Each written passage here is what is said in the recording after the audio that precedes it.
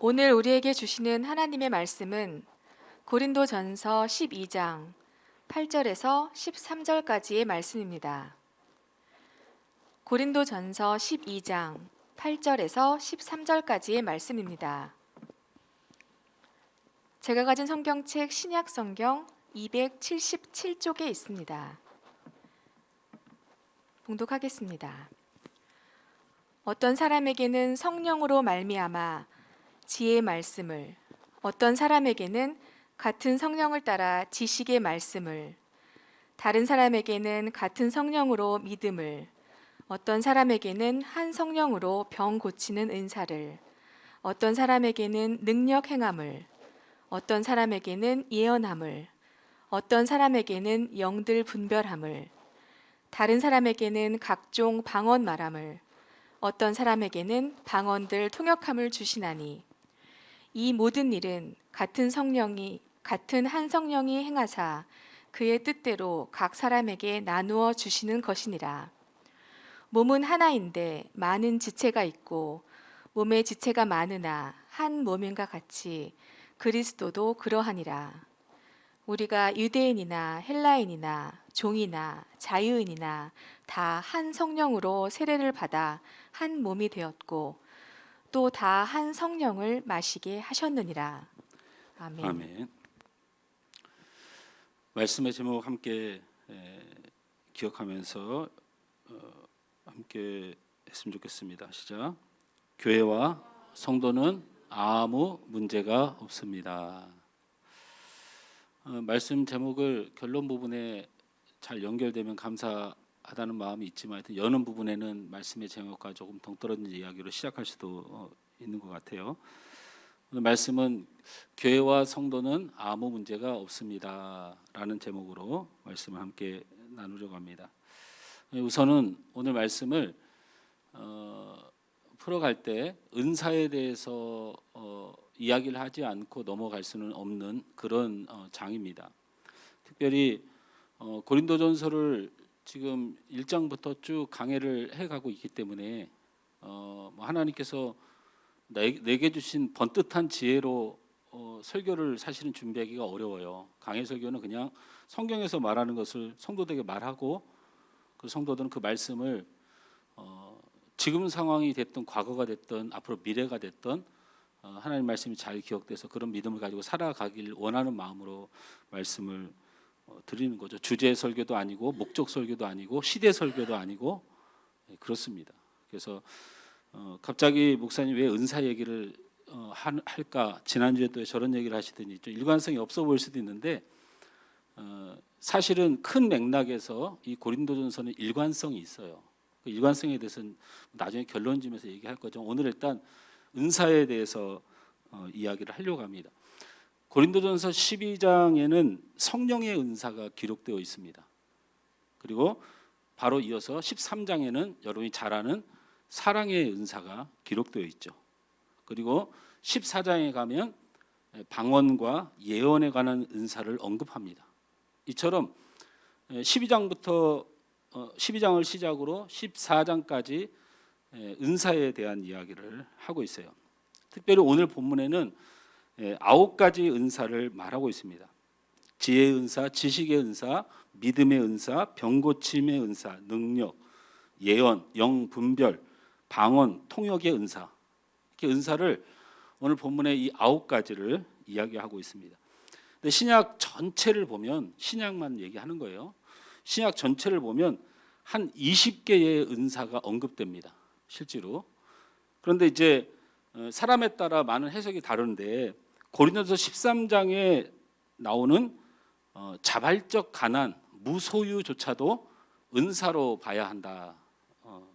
자발적 가난, 무소유, 금욕주의에 관한 이야기일 수도 있는데요. 그것을 은사로 봐야 한다. 또는 고린도서 7장에 나타나고 마태복음에 나타난 독신의 은사, 이것도 은사로 말하는 것으로 본다면 순교의 은사, 선교의 은사, 중보기도의 은사, 귀신 쫓는 은사, 이런 은사까지 다 합하여 순교하는 것도 은사고 선교도 은사고 기도도 은사고 막 이렇게 얘기를 다 몰고 가다 보면 많이 잡아도 한 27가지의 성경에는 은사를 이야기를 하고 있습니다. 어쨌든 그렇게 은사가 27가지가 되는데 오늘 여러분이 읽은 8절부터 13절까지 이 짧은 구절 안에 9가지 은사를 쭉 나열했어요. 우리가 이런 말씀들, 이 은사들을 대할 때 우리가 은사들의 종류가 이런 것이 있다. 이게 참 애매해요.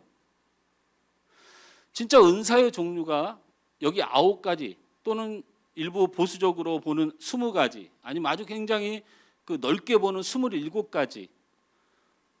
저는 아무리 성경을 봐도 그렇게 은사의 종류를 구분짓는 것이 잘 이해가 안 돼요. 어떤 이해가 안 돼요? 기타 치는 은사, 찬양하는 은사, 마이크 들고 할 때는 은혜가 되는데 마이크 떨어뜨리면 은혜가 안 되는 은사, 방송실 저거 만지는 은사, 차량 주차하는 은사, 커피 타는 은사, 어떻게 할까요? 계속 성경을 은사로 보겠습니까? 똑같은 거예요. 지금 이 은사를 본문에는 이 짧은 구절에 9가지, 신약 전체를 조금 엄밀히 선교하는 것까지 은사로 보기에는 말씀을 전하는 게 무슨 은사냐, 복음을 전하는 게 무슨 은사냐라고 주장하는 측면에서 보면 20가지. 그냥 이것저것 그냥 하나님의 일만 했다고 하면 다 은사로 보는 것까지 치더라도 27가지를 나열을 했는데 은사의 종류, 저는 이건 아닌 것 같아요. 은사의 종류를 밝히기 위해서 은사를 나열했다? 이게 은사의 종류를 밝히기 위해서 은사를 나열했다고 이렇게 주장하면 무슨 문제가 있냐면요, 대단한 것이 돼버려요. 종류가 국한돼 가지고 대단한 것이 돼요. 말씀을 선포하는 은사 저한테 있다. 그럼 나만 말씀을 선포하는 은사를 가진 줄 아는 상황이 돼요. 말씀은 평신도도 선포할 수 있어요. 이번 주 수요일날 우리 전사님이 설교했는데 수요일날 설교를 계속 전해야 돼. 쉽게 생각해. 설교 너무 잘해요. 수요일날 예배하러 오기 싫으면 구경 오세요. 네. 어쨌든 은사를 이렇게 막 나열했을 때 이게 은사의 종류를 말한 것이다. 근데 제가 한 부분으로 단정짓는 게 아니고 우리의 편협적인 생각을 버리자고 말씀드리는 거예요. 은사의 종류가 잘 정리되는 것이 굉장히 중요하지만 이 은사의 종류를 어떻게 은사의 종류로, 웃는 은사, 우는 은사, 밥 잘 먹는 은사, 밥 못 먹는 은사, 설거지하는 은사, 어떻게 할 거냐고, 이 은사를. 자, 그래서 은사의 종류만을 꼭 얘기한 것은 아닌 것 같다. 일단 이런 생각이 들고요. 그 다음에 이 은사의 힘, 은사의 역량 또는 은사의 대단함을 말하는 건 더더욱 아닌 것 같다라는 생각이 들어요. 찬송하는 은사와 기도하는 은사 중에 어느 은사가 더 높아요?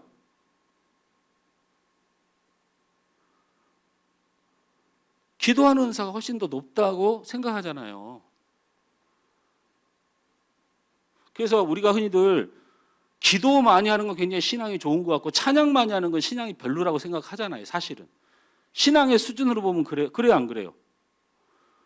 기도원에 가서 찬송만 하고 내려올 수 있어요? 그럼 뭔가 안 한 것 같잖아요. 왜 우리 마음속에 그런 마음이 있어요? 은사의 종류를 막 말해놓고는 거기에 높고 낮은가 우열이 은근히 있어요. 앉아서 한 5분간 하나님 앞에 간절히 기도하고 가는 것하고 1시간 동안 방언하는 거하고 어떤 사람이 더 대단해요? 이런 생각들을 가지고 있을 우려가 있다라는 거예요. 그래서 은사의 역량이나 힘 이런 얘기를 하는 것일까라는 생각도 들고 또 은사를 가진 사람을 부각시키기 위해서 은사의 사람에 대하여 부각시키려고 이 9가지 은사를 막 나열했을까? 은사의 권위를 드러내는 것일까? 이런 생각을 해봐요. 말씀 서두에도 오해가 없이 말씀드리지만 이런 은사를 가진 분들을 폄하하는 게 아니에요. 오늘 고린도전서의 은사에 대한 이야기를 이야기하는 거예요. 이 20가지나 되는 사랑의 은사는 너무나도 또 많거든요. 뭐 오래 참는 것도 은사고 뭣도 은사고 뭣도 은사고 막 이래요.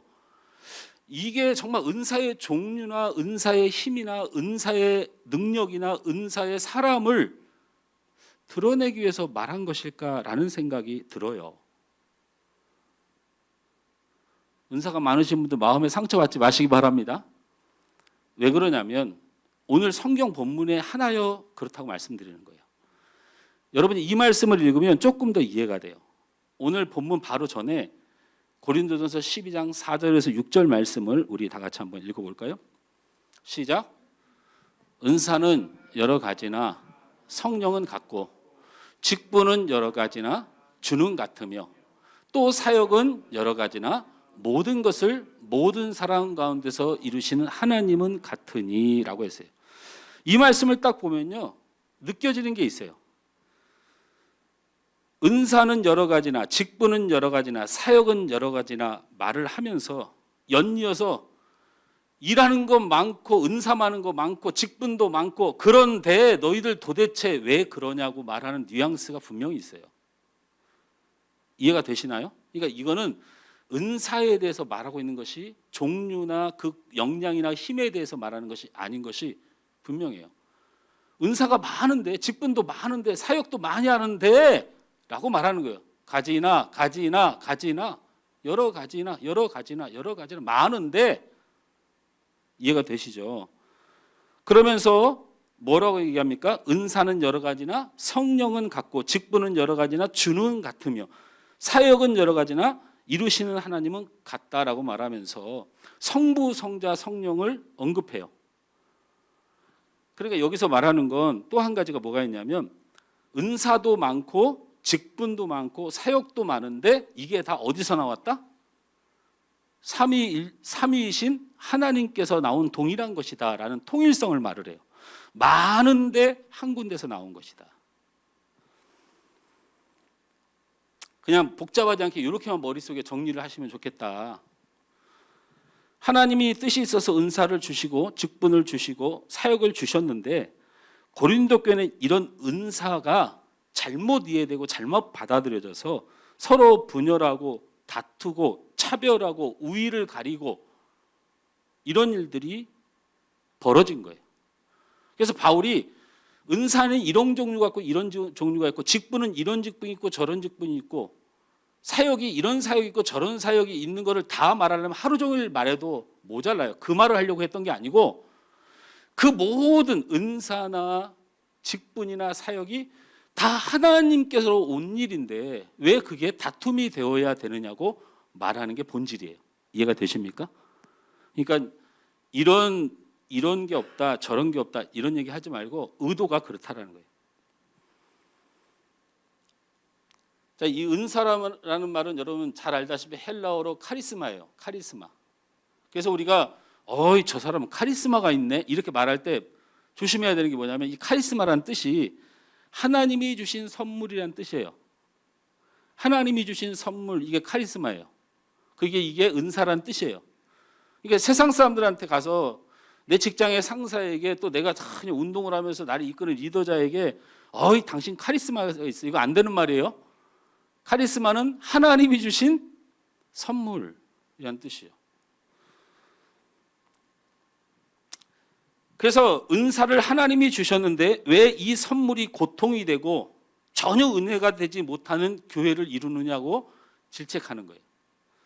그래서 저는 오늘 말씀을 은사의 종류, 은사의 힘, 은사의 능력이라고 하는 포인트에 두지 않고 이 은사와 직분과 사역 가운데 교회라는 공동체가 이것을 바르게 이해해야 된다라는 측면에서 교회를 온전케 하고자 하는 성경의 그 본질을 말씀을 함께 나누려고 하는 겁니다. 그래서 오늘은 방언은 어떻게 하는 것이다.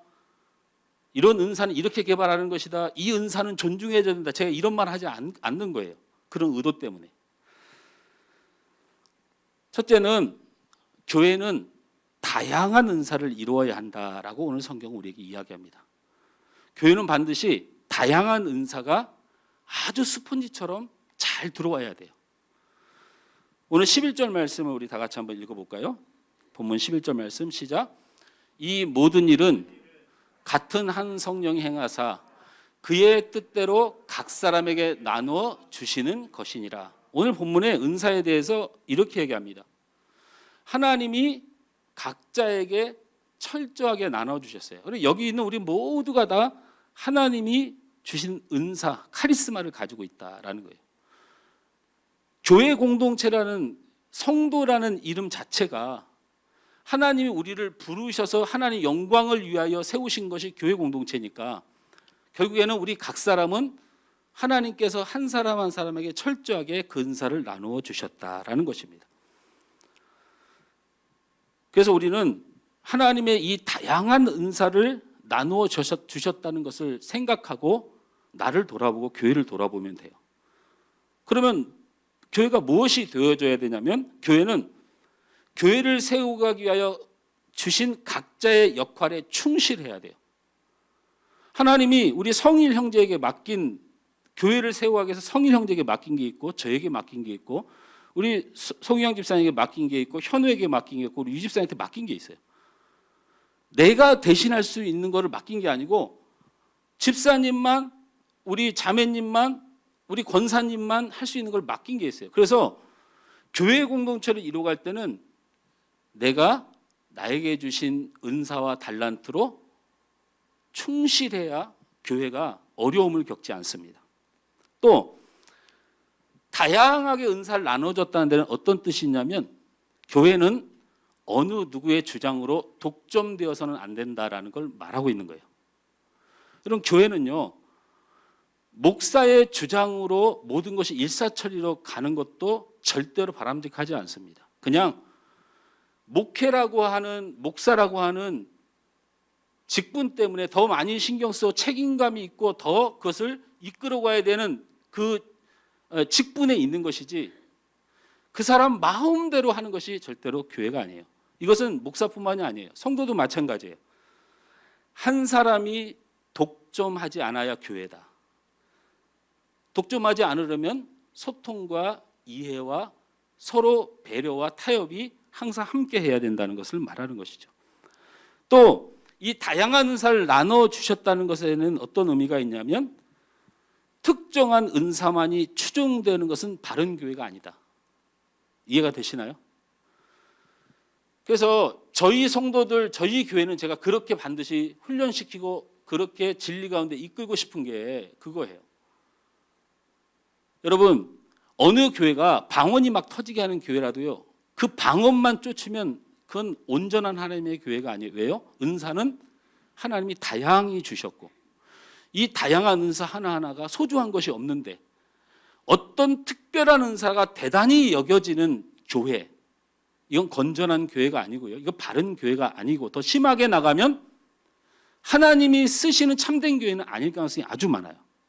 다시 말하면 여기서 설교하는 목사나 혹시 주중에 와서 교회에 와서 청소를 하는 성도나 그 은사의 모습이 우리 눈에는 다르게 보이지만 목사는 대단한 것처럼 보이고 그 청소했던 성도는 값없이 여겨지는 이런 건 교회가 온전하지 못한 거예요. 방언도 마찬가지예요. 어느 교회 가보면 막 치유한다고 그 교회 가면 막 치유가 일어난다. 거기 가면 치유가 일어난다고 막 모여드는데 여러분 치유는 병원 가서 받으세요. 치유가 일어나서 기적이 일어날 수는 있지만 그 치유만을 쫓는 것은 하나님이 교회에 허락한 은사의 다양성과 공정성에 문제가 생겨요. 이해가 되시나요? 할렐루야? 그래서 성도들이 그렇게 말할 수도 있어요. 아이고 우리 교회는 좀 기도 좀 했으면 좋겠는데 맨 찬양만 해. 그러면 그분이 옳은 얘기를 하는 것이도 있고 틀린 얘기를 한 것도 있지만 그것 때 맞는 말도 일부 들어있는 거예요. 한 가지만 대단한 것처럼 쫓는 것. 이건 하나님이 교회를 세워가는 방법이 아니다. 그냥 서로 다 존중하면 돼요. 하찮아 보이는 것도 존중하면 참된 교회예요. 그 은사로 여기고. 제가 다시 말씀드리지만 다양성을 이루어 가야 된다. 교회는. 이 다양성을 인정하지 못해서 고린도 교회가 문제가 된 거예요. 성만찬을 준비해오는 사람, 또 교회를 위해서 열심히 일하다 늦게 오는 사람, 이런 사람들이 서로 만났으면 아 이거 준비하느라고 이 은사로 준비한 사람, 물질의 은사가 있어서 섬긴 사람들에게 고마워하고 물질의 은사는 없지만 그래도 성실하게 저렇게 열심히 일하면서도 하나님 앞에 예배하려고 나온 사람들도 소중히 여기고 한 사람의 영혼들의 은사를 소중히 여겼다면 이런 문제가 안 생기죠.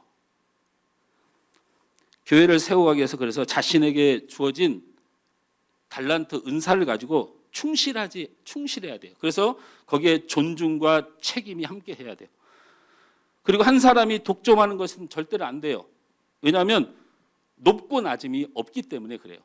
그래서 소통과 이해가 필요한 것이고, 특정한 한 은사만을 강조하는 것도 바르지 못합니다. 방언이나 치유나 여러 가지 특이한 은사라고 해서 그것이 대단한 교회로 보여지거나 사람들이 거기에 몰려다니는 것은 그건 참된 교회관을 가진 것이 아니다라는 것입니다.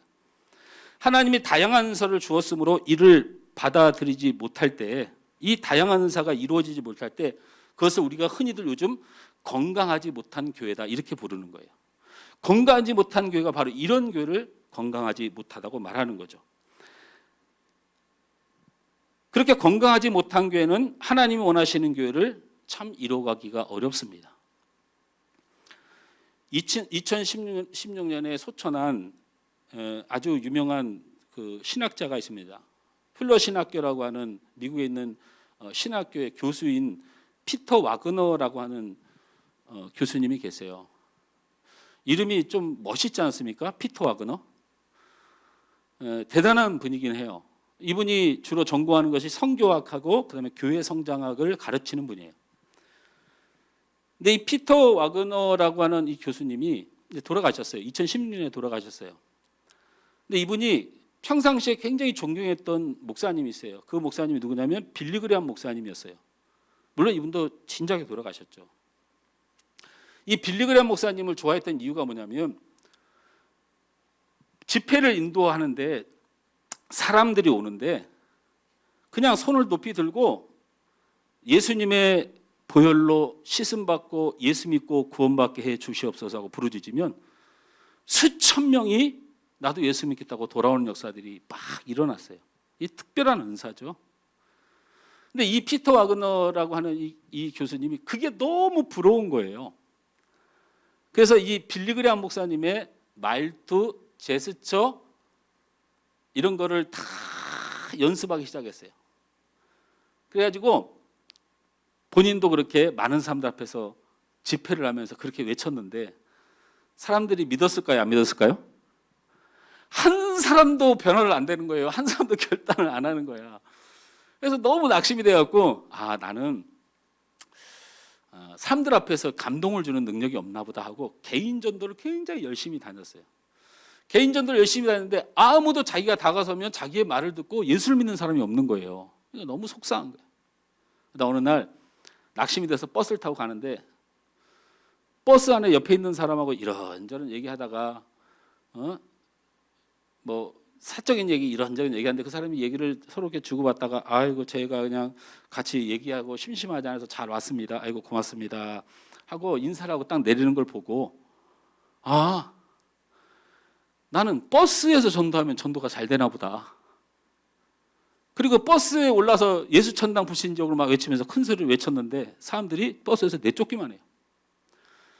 되는 일이 하나도 없으니까 속상해서 하나님 앞에 기도하면서 하나님, 저는 도대체 빌리 그레함 목사님처럼 말씀을 그냥 선포하면 그냥 울며불며 돌아오는 사람이 그런 은사도 없고 기도를 하면 이렇게 전도를 하면 그 말을 듣고 예수 믿는 사람도 없고 나는 도대체 하나님 왜 부르신 겁니까? 라고 기도하는데 하나님이 네가 잘 이야기해주고 잘 설명해주는 걸 좋아하지 않냐 이렇게 음성을 주셔서 그때부터 뭐로 성공을 했냐면 이 사람이 신학을 말하고 성경을 말하고 가르치는 일을 시작한 거예요. 그래서 이 시대에 굉장히 위대한 성교학 교수, 교회 성장학 교수가 되어서 플러신학교에서 교수 생활을 했단 말이에요. 그래서 많은 후배들이 존경하고 많이 따르고 그랬죠. 근데 결국에는 이 피터 와그너 목사님이 이제 그렇게 사람들이 많이 따르니까 너무 좋은 거예요. 너무 좋아. 그냥 자기 앞에 강의 들으려고 강의실 꽉꽉 들어차지. 그 막 뭐 이리저리 초청 많지. 너무 신나니까 이제 그 막 오버를 하기 시작했어요. 그래서 이분이 마지막에는 어떻게 되냐면 돌아가시기 전에 결국 이단으로 찍혀서 결국에는 그가 그동안 평생 동안 하나님의 일을 하고 싶었던 모든 것들이 숲으로 돌아간 일에 앞장섰던 사람이에요. 바로 이 피터 와그너 목사님이 교수님이 신사도 운동의 주창자예요. 신사도 운동이라는 게 그냥 간단하게 설명하면 이런 게 하나님께서 직접 내게 말씀하시고 내가 하나님의 직통 계시를 들으니 내가 곧 사도다 이 말이에요. 여러분 성경에서 사도라고 지칭하는 공식적인 성경적 의미는요. 예수님을 직접 만난 사람. 그래서 그 예수님께 사명을 받은 사람. 직접 만난 예수님을 사명을 받은 사람을 사도라고 불러요. 그 외에는 사도라고 부르지 않습니다. 근데 이분은 본인이 사도고 하나님의 음성을 듣는 사람은 사도다고 주장하기 시작했어요. 제가 어떤 한 신학자나 목회자를 폄하하려고 하는 게 아니고 이 사건을 통하여 예수를 믿고 교수도 하고 굉장히 신학적 사상을 가진 사람이지만 이 사람으로 느낄 수 있는 것은 아무리 하나님 앞에 쓰임받는 교수라도 그냥 교수의 은사가 있는 거구나. 이 사람에게 목회의 은사나 설교의 은사나 전도의 은사는 없었구나. 이해하십니까? 이해하세요? 우리가 다 은사를 가진 게 아닌 것을 기억해야 돼요. 은사는 굉장히 다양하구나. 아무리 성경을 달달 잘 가르치는 신학자라고 할지라도 가지고 있지 않은 은사를 착각해서 가지고 있다고 일하면 이렇게 망해요. 망해. 그래서 또 하나 느낄 수 있는 건 뭐냐면 은사는 하나님의 주권이구나. 은사는 하나님이 어떤 사람을 불러서 하나님이 그를 통하여 일하려고 주시는 것이 은사예요. 내가 이런 게 있으니 이게 하나님께 영광이 될 수 있다. 이런 교만함은 버리는 게 좋습니다. 설령 그것이 여러분이 잘하는 것이라고 할지라도. 그게 설령 잘하는 거라고 할지라도. 그래서 우리가 이런 겸손함, 이런 깨달음이 없으면 내가 어떤 헌신과 내가 달란트와 재능이 있다고 해서 그거 갖고 막 사람들하고 싸우고 그거 갖고 주장하고 그거 갖고 막 높아지고 그거 갖고 막 해요. 하나님은 그래 너는 그건 잘하는데 넌 좀 빠져라. 그냥 세상 음악 하는 게 낫지, 세상에서 하는 그냥 교제하는 게 낫지, 세상에서 하는 모임 하는 게 낫지, 내가 너를 불러서 하나님의 교회를 세워가려고 내가 너를 사용하는 것일 뿐인데 그게 네 재능으로 착각하고 그게 네 권한으로 착한다. 그래서 은사는 하나님이 주신 주권이에요. 그래서 이거는 부러워할 것이 아니에요. 자신이 원하는 것을 위해서도 일하는 것이 아니죠. 어쨌든 하나님은 우리에게 각자에게 맞는 은사를 우리에게 주셨습니다. 그러므로 우리는 누구를 흉내내거나 누구를 따라할 것이 아니고 나에게 주신 독특한 은사가 무엇인지 잘 깨닫는 것이 중요합니다. 그래서 이 은사를 가지고 성령 안에서 각자 일을 잘 감당할 때 건전한 교회, 하나님께 쓰임받는 교회, 하나님께 영광 돌리는 교회가 될 줄 믿습니다. 여러분의 생각이 이렇게 변하면 돼요. 오늘 어떤 사람이 방언을 막 1시간 동안 하든 어떤 사람이 화장실에 와서 화장실 냄새가 난다, 환기 좀 시켜야 되겠다, 문 열어놓든 똑같은 은사예요. 이게 건강한 교회, 하나님이 원하시는 교회예요. 여러분은 그렇게 눈을 열고 세상을 그렇게 보면 돼요. 자, 교회는 그래서 다양성을 이루어야 된다는 것에 초점을 두고 바울이 고린도 교회를 향해서 이 다양성을 이루지 못하는 교회에 대하여 질책하는 것이고, 두 번째는 교회는 이 은사에 대하여 통일성을 이루어야 한다라는 것. 통일성. 자, 12절 말씀을 다 같이 읽을까요? 12절 시작. 몸은 하나인데 많은 지체가 있고 몸의 지체가 많으나 한 몸인과 같이 그리스도도 그러하니라. 이 말씀을 성경은 지체가 많은데 한 몸이고 한 몸인데 다양한 지체가 있다고 말하고 있어요. 이것은 다른 종류의 사람들이 모여지고 다양한 은사가 있지만 거기에는 통일성이 있다는 것이에요. 이 통일성이라고 해서 획일성을 말하는 건 아니에요. 여러분 통일이 획일인가요? 아니에요. 통일성은 여러 가지의 다양한 것이 하나로 뭉치는 것을 통일이라고 해요. 획일은 그냥 하나만 남는 것, 하나의 주제만, 하나의 주장만, 하나의 원칙만 남는 것을 획일적이라고 그래요. 근데 성경은 교회는 통일성을 가져야 된다라고 말해요. 그러면서 뭐라고 얘기하냐면 몸에다 비유를 해요. 몸에다. 교회의 통일성을 그리스도의 몸으로 비유합니다. 이건 정말 은혜가 돼야 돼요. 몸에다 비유하면 대부분 우리는 무슨 생각을 하냐면 한 몸이라고 말하고 주장할 때 이렇게 딱 치면 여기 손이 아프죠? 손이 아프잖아요. 여기에 가시가 찔리면 온몸이 고통받는다. 그러니 우리는 한 몸이다. 이렇게 말을 해요. 우리가 교회는 한 몸이다. 형제는 한 몸이다. 이렇게 말하잖아요. 거기에 가장 핵심이 손가락이 아프면 우리가 온몸이 아프고 배가 아프면 온몸이 아프고 그래서 우리 한 군데만 아파도 온몸이 아프다. 그래서 교회는 통일성이 이렇게 있다라고 말하는 것이 한 부분이에요. 3분의 1 정도만 얘기를 하는 겁니다. 교회의 통일성, 한 몸이라는 이 몸을 말하는 이유가 중에 가장 핵심은 뭐냐면 여러분 몸의 특징이 뭐예요? 세 가지가 있어요. 뭐 많지만 대표적으로 하나. 몸은 성장합니다. 몸은 성장해요. 성장한다는 원칙의 통일성이 하나가 있어요. 근데 이 통일성 안에 뭐가 있어요? 몸이 안 성장할 때도 있어요. 그렇죠? 어린 몸이 있고 청소년의 몸이 있고 청년의 몸이 있고 성년의 몸이 있고 중년의 몸이 있고 노년의 몸이 있어. 근데 이게 다 한 몸이야 사실은. 제가 30년 전만 해도 40년 전만 해도 소년의 몸이었고 20년 전에는 청소년의 몸이었고 10년 전에는 청년의 몸이었고 지금은 중년의 몸이고 이제 앞으로 10년, 20년 후에는 노년의 몸이 될 겁니다. 근데 이게 한 몸이에요. 이 뜻이에요. 교회는 그런 곳이다. 이해가 되십니까? 성경에서 교회라고 하는 이 다양한 사람들이 모인 사람들이 꼭 잊지 말아야 될 것은 몸이다 알아요. 몸은 성장한다는 거예요. 그러니까 이 성장하지 못한 소년들, 청소년들 또는 힘을 쓰지 못하는 노년들, 중년들 이걸 다른 사람 대하듯이 죄인 대하듯이 부족한 사람인 건 맞지만 그 사람이 잘못한 것처럼 이렇게 대우하는 건요. 교회의 통일성, 꼭 몸에 대해서 인지를 못하고 성경에서 그렇게 교회 공동체는 성도는 우리 하나는 우리 사역은 전부 다 몸이라고 얘기했어요. 지금 잘 못할 수 있어요. 그 사역을. 은사와 달란트가 하나님이 주신 선물이지 그 선물이 지금 주자마자 막 불이 쏟아져 나와야 되고 막 주자마자 막 사람들이 몰려와야 되고 그걸 누가 정의하나요? 성장한다니까요. 성장. 여러분 몸은 성장합니다. 할렐루야. 그 개념으로 성도를 바라보면 돼요. 그걸 잃어버리니까 문제가 생기는 거예요. 그렇게 성경에 설명해줘도 깊이 이해를 못하는 거죠. 몸은 하나님이 주셨어요. 교회는 하나님이 성도를 부르신 거예요. 그러나 성장한다. 교회가 아기일 때 같이 철이 없어 보일 때도 있고 노년같이 답답해 보일 때도 있어요. 그러나 그 이후로 교회에 대해서 낙심하면 안 돼요. 왜? 교회의 특징의 통일성은 몸이라는 통일성, 곧 성장한다는 거죠.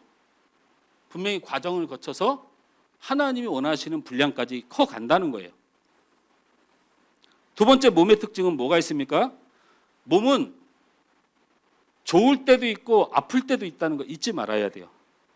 살아가면서 몸 한 번 안 아픈 사람이 어디 있어요? 이렇게 생각하고 신앙생활을 해야 된다고요. 이렇게 생각하고. 이 생각을 못하니까 교회를 떠나고 신앙을 버리고 예수를 떠나는 일이 발생해요. 이 교육을 안 받으니까. 몸은 좋을 때도 있지만 아플 때도 있어요. 우리가 몸을 지니면 좋은 때 아픈 때가 분명히 있어요. 교회를 이루어가고 우리 함께 할 때 아플 때도 있고 기쁨도 있고 그래요.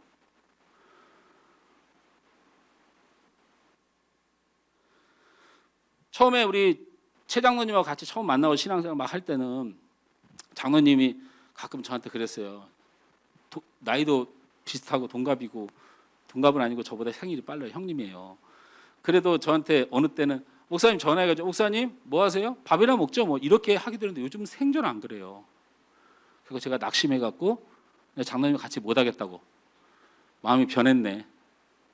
옛날에 우리 집사님이 자주 전화해가지고 목사님 유 집사님이 잘하는 게 뭐였냐면 제 하루를 점검하는 거였어요. 목사님 어디세요? 뭐 하세요? 근데 이게 인사예요. 목사님 안녕하세요. 저 뭐 유 집사님 이게 인사인데 요즘 전화 한 통 안 해요. 아 나한테 삐진 게 있구나. 농담이고 제가 말씀드리지만 뭘 말하려고 하냐면 제가 그러면 낙심해야 될까요? 안 맞으니까 뭐가 문제가 있으니까 아니요.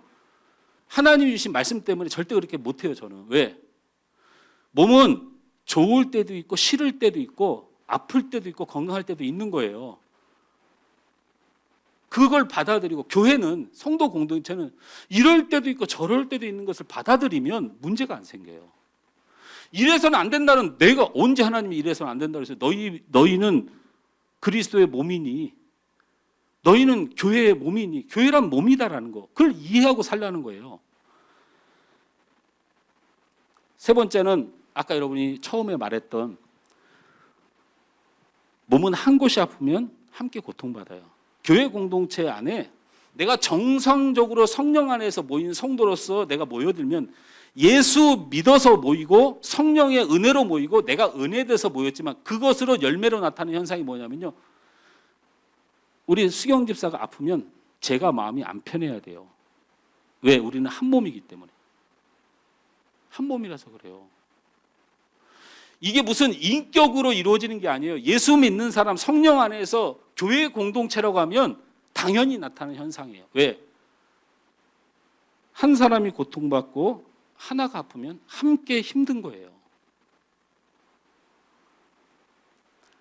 대형 교회다, 많은 교회다, 뭐 아니면 목회자가 이렇게 사랑으로 잘 성도들을 못 섬긴다, 이런 문제는 해도 되고 안 해도 되는 문제가 아니에요. 한 사람 한 사람의 속속들이 어려움과 아픔을 찾아봐야 되고, 그것을 함께 공유하면, 우리 서로 너무 아프고 안타까워하는 사람들이 함께 기도하고, 이게 바로 교회 공동체의 생명의 생명. 제가 설교 한번 하면 사람들이 짜르락 한 주간 동안 그냥 막 성령 충만하게 살고, 이런 존재가 있으면 예수님이 이 땅에 왜 왔어요? 교회라는 공동체가 그걸 위해서 힘쓰는 것이 되어야 돼요.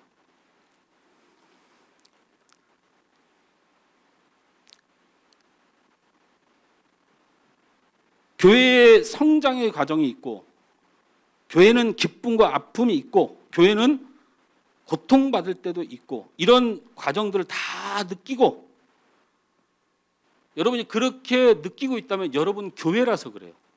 성도라서 그래요.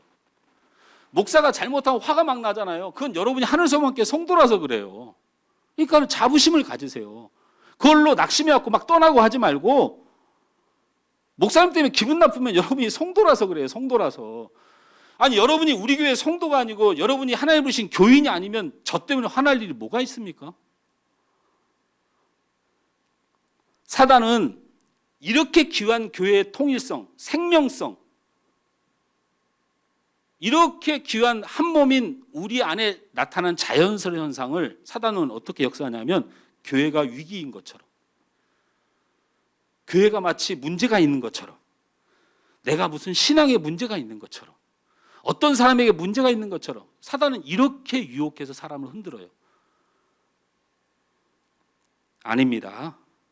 여러분은 교회에 잘 있는 것이고요, 현재의 교회가 어린 교회일 수 있고 청년의 교회일 수 있고 노년의 교회로 보거나, 아니면 기쁨의 교회가 아닌 아픔의 교회일 수도 있고, 아픔을 겪다 보니까 교회 생활하는 게 힘들 수도 있지만요, 그건 여러분이 몸이기 때문에 그래요. 한 몸이기 때문에. 그렇다고 교회가 아닌 것은 아닙니다. 믿으시기 바랍니다. 그래서 따라합니다. 교회에는, 성도는 아무 문제가 없습니다.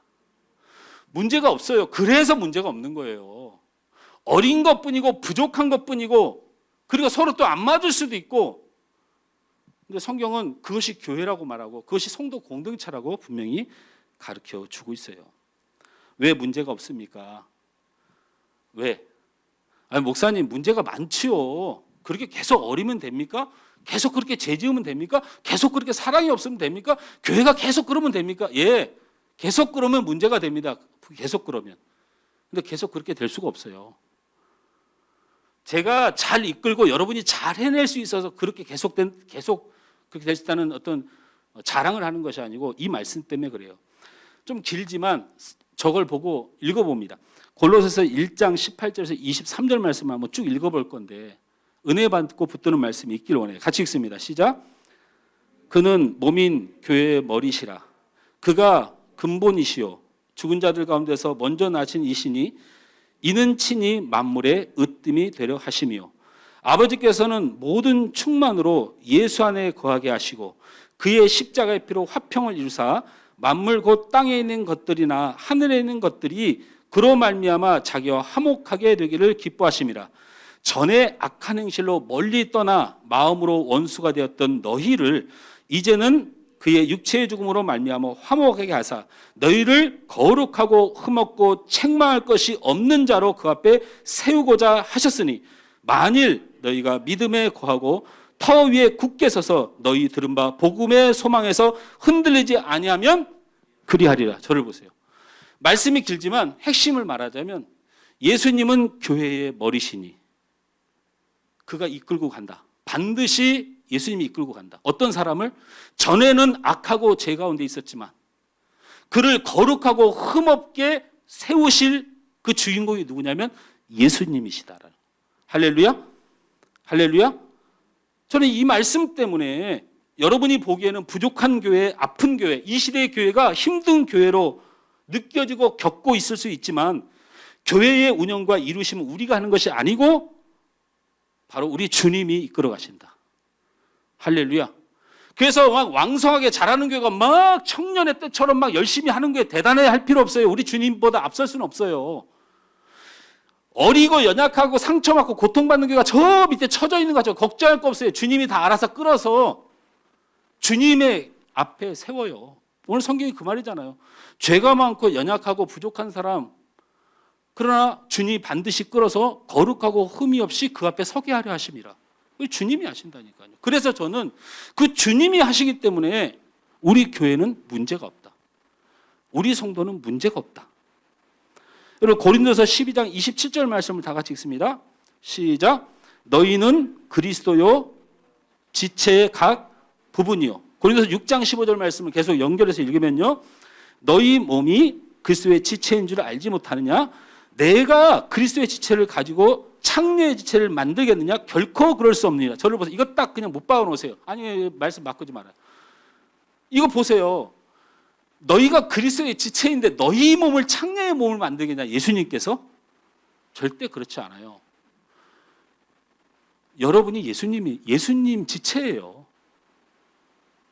근데 예수님이 자신의 몸을 창녀의 몸을 만들겠냐? 제가 창녀분을 비하하려고 하는 말이 아니고 너희를 하나님께서 보호 안 하겠냐? 예수님이 자신의 몸을 보호함 같이 예수님이 자신이 거룩함 같이 예수님이 자신이 하나님 앞에 영광 앞에 서는 그 영광의 자리만큼 반드시 여러분을 이끌어 가시네요. 여러분 우리가 예수님보다 높아질 수는 없고 예수님보다 대단해질 수는 없지만 우리가 딱 예수님까지 예수님이 우리를 흠없고 거룩하게 우리 인도해 가십니다. 할렐루야. 저는 이 약속 때문에 그리스도의 지체를 가지고 있으면 그리스도께서 실패하지 않으신다는 거예요. 여러분 믿으시기 바랍니다. 예수님 때문이에요. 예수님 때문에. 이제 화면 바꿔도 돼요? 네. 우리 전도사님이 찬양할 때 이게 힘드시구나.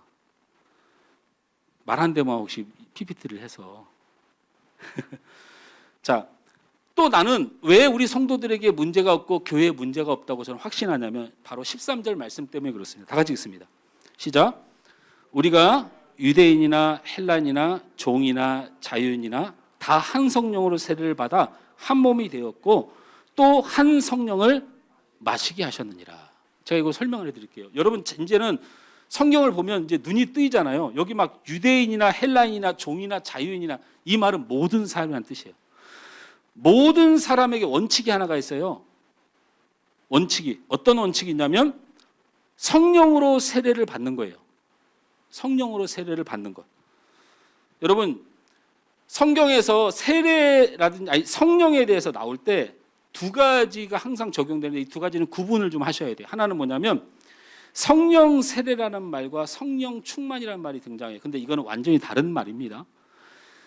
성령 충만이라는 단어는 플레로라는 단어로 그렇게 많이 등장하진 않아요. 여러분 술 취하지 마라 이는 방탕한 것이 오직 성령 충만을 받으라 할 때 이 성령 충만이 나오는데 여기에 쓰이는 단어가 플레로레오라는 헬라어인데요. 이 뜻은 뭐냐면 채워가야 된다. 계속. 은혜는 떨어지면 안 된다. 계속 채워가야 된다. 하나님 앞에 계속 가까이 가야 된다. 성화에 관한 이야기를 하는 거예요. 그래서 내가 나는 진짜 이 성질이 변하지가 않고 아이고 나는 이렇게 사람이 그냥 이런 사단의 유혹에 자꾸 넘어지고 나는 이렇게 안 변한다. 이런 사람들은 대부분 이 플레로라를 잘해야 돼요. 하나님 앞에 계속 가까이 가야 이길 수 있어요. 근데 여기서 오늘 등장하는 성령의 세례를 받다라는 말은 밥티조라는 헬라어예요. 발음이 좀 이상하네. 밥조라 배고프네요. 밥조라. 밥티조라는 단어인데 이거는 어떤 뜻이냐면 한 번 임한 성령, 인치신 성령을 말하는 거예요. 성령이 임하신 거예요, 되게.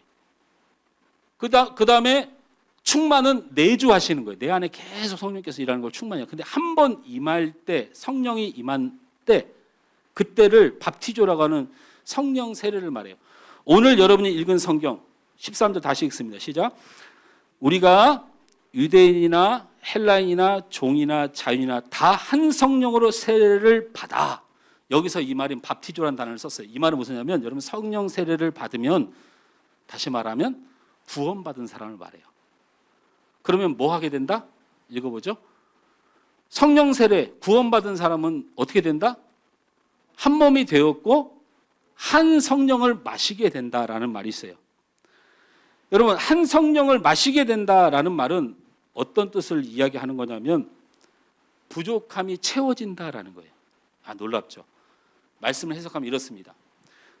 저는 무슨 말씀 때문에 우리 성도들은 문제가 없고 교회는 문제가 없다고 이렇게 제목을 잡을 수가 있었냐면 바로 성령을 마시게 한다.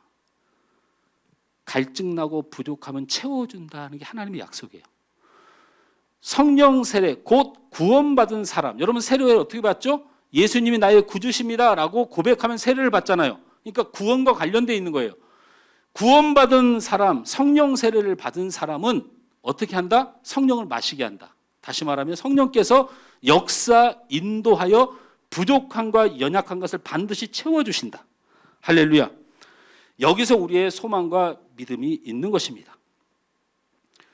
우리의 소망이 말씀이 완성된 거예요. 성령 세례 받은 예수를 구주로 믿는 사람은 그 부족함이 성령께서 채워주신다는 겁니다. 할렐루야.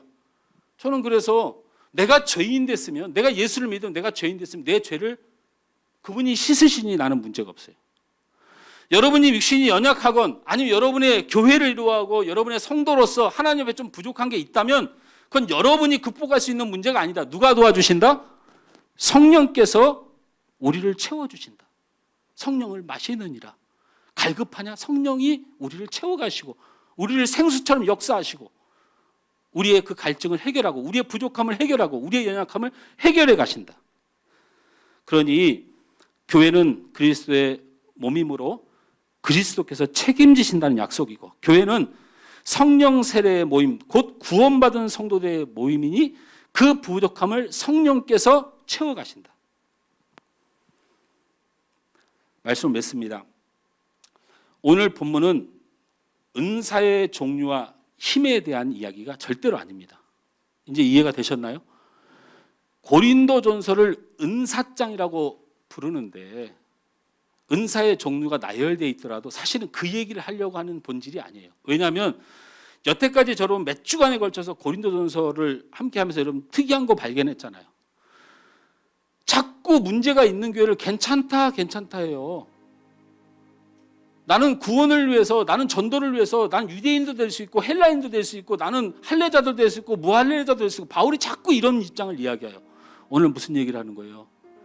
은사 때문에 너희들이 힘들고 너희들이 상처받고 교회에 있으면서 힘들고 신앙생활에서 힘들지 근데 너희들한테 문제가 있는 건 아니야. 괜찮아. 너희는 한 몸이라서 그래. 그래서 아프고 힘든 거야. 몸이니까. 어릴 때도 있고 클 때도 있는 거야. 예수님께서 도와주실 거야. 아멘? 성령께서 인도해 주실 거야. 그게 교회의 본질이야. 아무리 많이 가지고 아무리 노력해도 채워지지 않는 것이 교회고 성도입니다. 오직 교회와 성도는 예수님의 일하심과 성령의 사역으로 완성됩니다. 우리의 연약함으로 부족함으로 평가되는 것이 교회와 성도가 아닙니다. 연약함과 부족함, 많은 것과 가진 것으로 평가되는 건 세상만 그렇습니다. 그러나 교회와 성도는 아닙니다. 결국 오늘 본문에 주님이 말씀하고 싶었던 것이 이것이 아니겠습니까? 고린도 교회와 성도들아, 문제가 많고 힘들지만 사실 너희는 아무 일도 아무 책임도 질 것이 없다. 내가 너를 도울 것이다. 우리는 딱 한 가지만 결단하면 됩니다. 한 가지만. 바로 흔들리지 않기로 약속하면 돼요. 죄 가운데, 부족한 가운데, 연약한 가운데 사역하다가, 직분 감당하다가, 내 달란트 열심히 하다가 흔들리고 넘어지지 않으면 돼요. 마지막으로 이 말씀 읽고 마치겠습니다. 골로새서 1장 22절 23절 말씀. 이것만은 오늘 결단하고 믿고 가시길 바랍니다. 함께 읽습니다. 시작.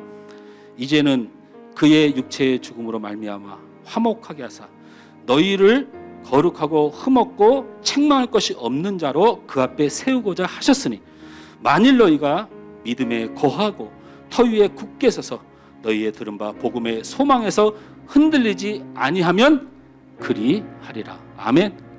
아멘. 흔들리지 마십시오. 교회를 이루시고 우리 성도를 이루어갈 것입니다. 우리 찬양 함께 하면서 그런 고백이 되었고 믿음의 고백과 흔들림이 없는 우리의 고백이 되었으면 좋겠습니다.